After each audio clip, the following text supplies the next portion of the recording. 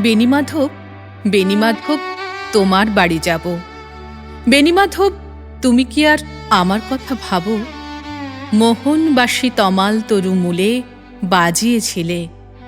আমি তখন মালতী স্কুলে ডেস্কে বসে অঙ্ক করি, ছোট্ট ক্লাস ঘর, বাইরে দিদিমণির পাশে দিদিমণির বর।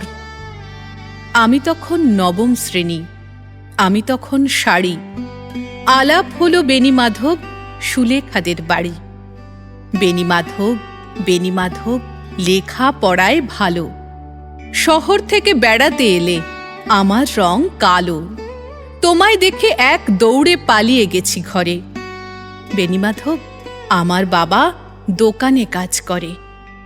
কুঞ্জে অলি গুঞ্জে তবু ফুটেছে মঞ্জরি। সন্ধেবেলা পড়তে বসে অঙ্কে ভুল করি। আমি তখন নবম শ্রেণী, আমি তখন 16। ব্রিজের ধারে বেণীমাধব লুকিয়ে দেখা হলো।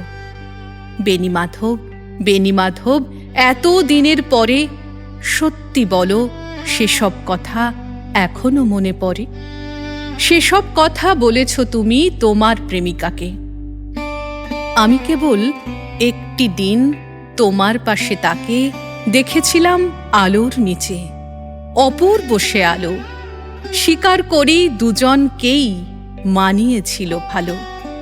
জুড়িয়ে দিল চোখ, আমার পুড়িয়ে দিল চোখ। বাড়িতে এসে বলেছিলেম ওদের ভালো হোক। রাতে এখন ঘুমোতে যাই একতলার ঘরে। মেঝের ওপর বিছানা পাতা, জ্যোৎস্না এসে পড়ে। আমার পরে যে বোন ছিল চোরাপথের বাঁকে মিলিয়ে গেছে। জানি না আজ কার সঙ্গে থাকে। আজ জুটেছে, কাল কি হবে, কালের ঘরে শনি। আমি এখন এই পাড়ায় সেলাই দিদিমণি। তবু আগুন বেণীমাধব, আগুন জ্বলে কই। কেমন হবে আমিও যদি নষ্ট মেয়ে হই।